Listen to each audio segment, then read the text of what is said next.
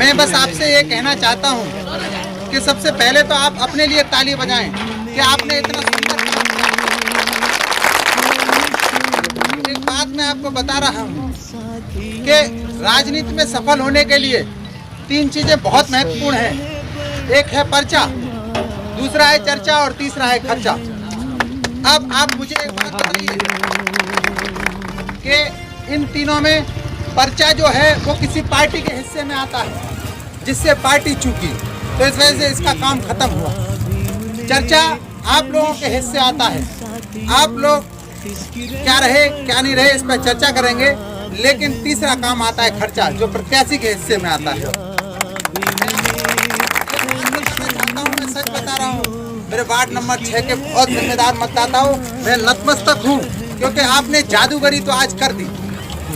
ईमानदारी से बात बता रहा हूँ, आप एक बात बताइए मुझे कि आपके प्रत्याशी का कहीं कोई पर्चा चिपका हुआ है? कोई पर्चा बैनर कहीं नहीं चिपका हुआ। किस वार्ड में किसी जगह पे आपके प्रत्याशी का कोई पर्चा नहीं है, लेकिन चर्चाएं सबसे ज्यादा आपने अपना काम ईमानदारी से किया है। अब इस ईमानदारी भरे काम से होगा क्या? हम ये क्यों हैं? क्या मात्र 3-4 हजार रुपए की जिला पंचायत बहुत महत्वपूर्ण होगी? नहीं, कुछ और ही चीजें हैं। कुछ और ही चीजें हैं जिनके लिए ये कारवां निकल पड़ा है। मैं ईमानदारी से बात बता रहा हूँ। मेरे वार्ड नंबर 6 के बहुत जिम्मेदार और बहुत एक तरीके से सम्मानित मतदाताओं, लोग कहते हैं कि भीड़ है। मैं ये कहता हूँ कि भीड़ होगी कोई और की। इस वक्त एक विचार खड़ा हुआ है। इस वक्त कोई का मामला नहीं है। इस वक्त सिर्फ एक विचार है जो किसी जुल्मी से उसकी जुल्म की बगावत को खत्म करने के लिए किसी खुदमुख्तार के आपको मिली। एक बात बताइए, क्या मैं महत्वपूर्ण हूँ? क्या सुनील पुष्कर महत्वपूर्ण है? क्या अंडोली महत्वपूर्ण है? क्या महासिंहपुर महत्वपूर्ण है? या बकाइन सहबाजपुर, ये सब महत्वपूर्ण है? एक विचार है जो आप लोगों के कोरस से खड़ा हुआ है। मेरे सम्मानित मतदाताओं, मैं आप लोगों के भ्रम दूर करते हुए और आपका मनोबल बढ़ाते हुए कह रहा हूँ कि तमाम विधायक MP MLA आपकी ठोकरों में रहते हैं, कि तमाम विधायक MP MLA आपकी ठोकरों में रहते हैं, कि तमाम विधायक MP MLA आपकी ठोकरों में रहते हैं। ये आप समझिए। क्यों? क्योंकि आप अपने अंगूठे के एक निशान से आप तमाम विधायक MP MLA बनाते हैं। लेकिन एक बात मैं आपको बहुत जिम्मेदारी से बताना चाहूँगा, वोट और बेटी दोनों में वाह और टा होता है। बहुत गौर से सुनना। मेरी ये बात इस वजह से नजरअंदाज मत कर देना कि जो तो प्रत्याशी का भाई अपने काम की बात करेगा। ईमानदारी से बात बता रहा हूँ, अपने जहनों में धड़कनों में देख के देखो, डॉक्टर पुष्कर धड़क रहा होगा आप भी। सिर्फ इस वजह से बता रहा हूँ क्योंकि मेरे लिए आप लोगों की हार, आप लोगों के सरों की पगड़ी अगर जरा सी 2 इंच नीचे खिसक गई तो सच बता रहा हूँ, मर जाना बेहतर है, अगली सांस लेना बेहतर है। बहुत सम्मानित मतदाताओं, एक बात मैं आपको बताना चाह रहा हूँ कि आप लोगों ने जो जिम्मेदारी पूर्ण काम किया है, मैं अभी बता रहा हूँ, वोट और बेटी दोनों में वाह और टा होता है। बहुत सब लोग जानते हैं। बेटी किसको देते हैं बताओ? किसी चोर उचक्के को बेटी दी जा सकती है? किसी दलाल को बेटी दी जा सकती है? किसी अनपढ़ को बेटी देना बेहतर होगा? किसी नाकारा को बेटी देना बेहतर होगा? अगर बेटी किसी चोर उचक्कों को दी जाएगी तो उसका नाम खराब होगा। दलाल को बेटी दी जाएगी तो वो कोठे पे बिठा देगा, और किसी चोर उचक्के को और किसी को बेटी दी जाएगी तो निश्चित तौर पर नाम खराब होगा। ठीक उसी तरीके से अगर वोट किसी दलाल को दोगे, वोट किसी चोर उचक्के को दोगे, वोट किसी बिकने वाले को, कम समझदार को दोगे, तो एक बात बता रहा हूँ, वो पूरा समाज कहीं कोठे पे बिठा देगा। मैं आज सिर्फ इस बात से मुतमईन हूँ, मैं इस बात से आश्वस्त हूँ, मैं इस बात की जिम्मेदारी लेता हूँ कि मेरा कोई काम नहीं। बस आप लोगों ने जो मुझ पर भरोसा रखा, उस भरोसे का ये भुजबल में आपके ताकत रही कि आप तमाम लोगों ने, ईमानदारी से बात बता रहा हूँ, आप लोगों के दिल में एक तरीके से जीत का हिस्सा तो प्रस्फुटित हो गया होगा। आप इस बात से बिल्कुल मुतासिर रहें कि लगभग आप जीत की तरफ एक पहला कदम रख चुके हैं। लेकिन अब समझना क्या है, आप ये समझते हैं कि पुराने प्रत्याशी की तरह ये प्रत्याशी निकल जाएगा। आप ये समझिए, पुराने प्रत्याशी सिर्फ एक व्यक्ति थे, मैं फिर बता रहा हूँ। लेकिन अब आपके साथ में विचार खड़ा हुआ है, और वो विचार किस बात का है कि सबको पता है, सबके आंखों में एक सपना है। ईमानदारी से बात बता रहा हूँ आपको कि अब राजनीति की जमीन जोतने का काम आप लोगों को करना होगा। आपकी राजनीतिक जमीन अब जोती जाएगी और उनमें आप अपना बीज लगाएंगे, अपने MP, MLA, विधायक सबको तैयार करेंगे। अब कोई आलू खोदने वाला व्यक्ति भी संसद सदन का दरवाजा खटखटा पाएगा, मैं आपको विश्वास दिलवाता हूँ। ये मात्र चूक जाना मत।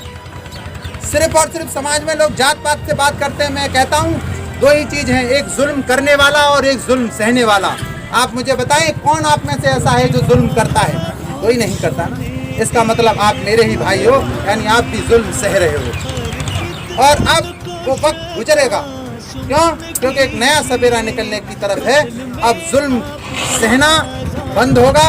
अब सिर्फ ये है कि उस जुल्म करने वाले की बंदूक की नली को पकड़कर उसकी नली तोड़ी जाएगी।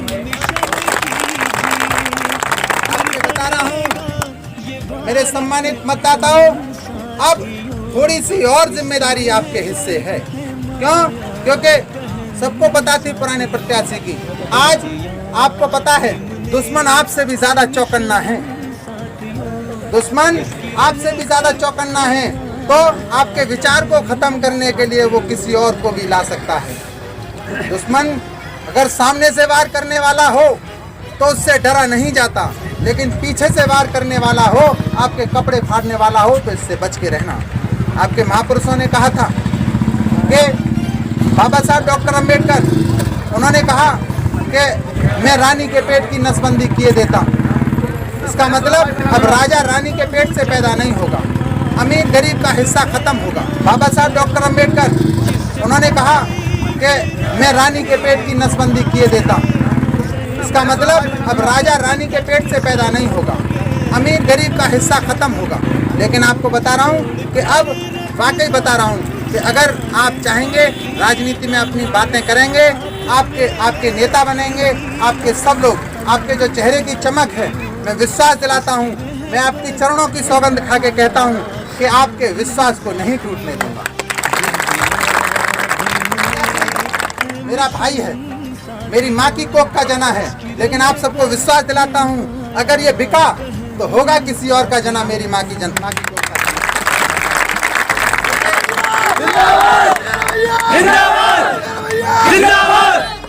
क्योंकि जो लोग बिक जाते हैं वो कोई बेहतर बात कर नहीं सकते। आप सब जानते हो जिस तरीके से वैश्या अपनी बेटी को पालती है, पलोसती है, तो क्या सोचती है कि अब जैसे ही वो वयस्क हो जाती है तो ये सोचती है कि अब इसकी ठीक सी कीमत लग जाए जिससे मेरा बुढ़ापा कट जाए। जैसे ही जिला पंचायत PDC जब बनते हैं तो ये सोचते हैं कि अब मेरी ठीक से कीमत लग जाए तो इसके मतलब आगे के दिन अच्छे से कट जाए।